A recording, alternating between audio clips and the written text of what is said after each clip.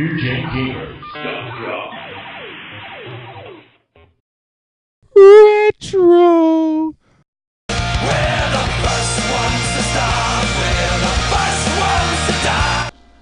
Hello, ladies and gentlemen. We are running through on Ray's Retro Reviews today. Goldeneye 007 for the N64. Published by Rare, the best second party for the N64. This was the game that defined first-person shooters. Doom had given it a start, but this was the one that made console gamers take notice. And this is the first level of Goldeneye. Our friend Ron here from the NGG team is going to be running through it with us. Howdy.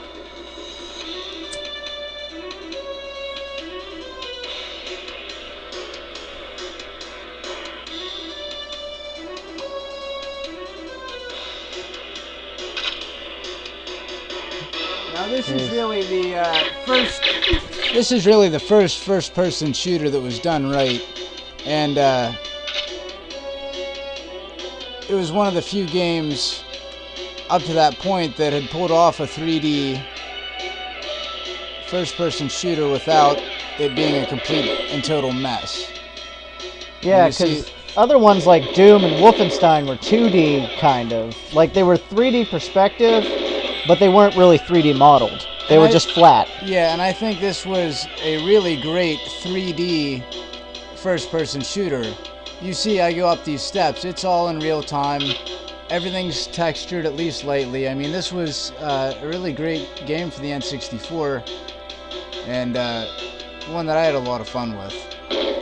A lot of developers have tried to recapture this magic with later Bond games, but none of them have really ever lived up to GoldenEye.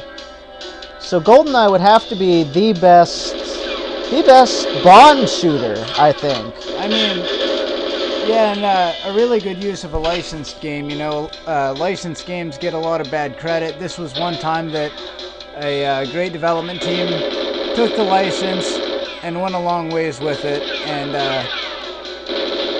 I mean, you see here, I'm just blasting through these guys. This is on easy. Well, this was meant how the game's supposed to be. It's run and gun. Run and gun, but there is a lot of strategy. Now here, if I blast this guy with the sniper rifle ahead of time, he drops. Okay, now I'm safe rather to go graphically. Yeah, rather graphically for the N64. As we spoke, this was you know, one of the harsher titles for the N64, a console known for family-friendly titles. And I think that was one of the points of Nintendo having Rare make this game was, you know, to let them do something different. And another fact about this game was it was originally slated for the Super Nintendo. And eventually they shifted production to the N64, which I think was wise. I don't think we would have saw what we got here on the N64, or on the Super Nintendo. Oh, definitely not. I mean, it would have basically looked like Doom. It would have been flat 2D. And you wouldn't have had this much detail in things. Yeah. I guess shooting the Switch would work. I couldn't remember which button opened it up there. It's probably been a few years since we played these, eh? Well, this takes me back to probably 1998. I got this when I got my N64, so I remember going through this level for the first time when I brought it home and was just like, wow.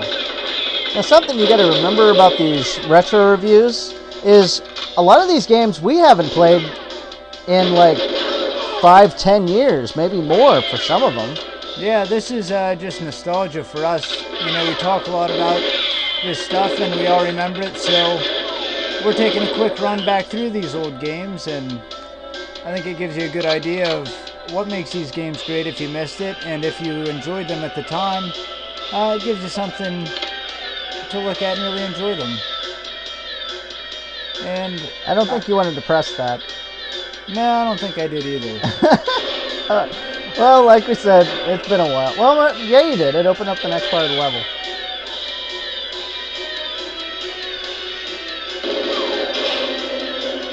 Well, now that I've set off the alarm, we'll go on off on a frantic run.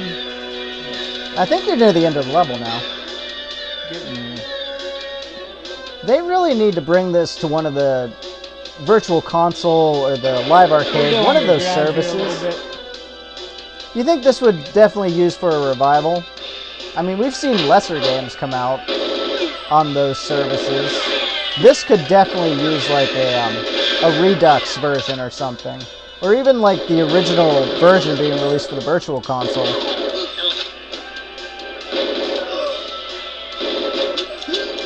Like, people need to experience this game again. Yeah, and one thing we're not talking about here is the multiplayer, which is another thing that really is a first-person shooter to pull off successful, fun multiplayer for a first-person shooter on a console. I remember playing as Odd Job. That sneaky little... Like, you couldn't kill him. You were always shot over his head. And as you can see here, this is on very easy, so these guys are pretty easy to take down, but... These are what would be called meat sims. Yeah, basically. But that's a quick rundown of GoldenEye 007 and how to clear your way to the bunker here. So have fun and visit NewGenGamers.com and read more about classic gaming there on Ray's Console Wars of the Past. And... happy arcading, everybody. Enjoy.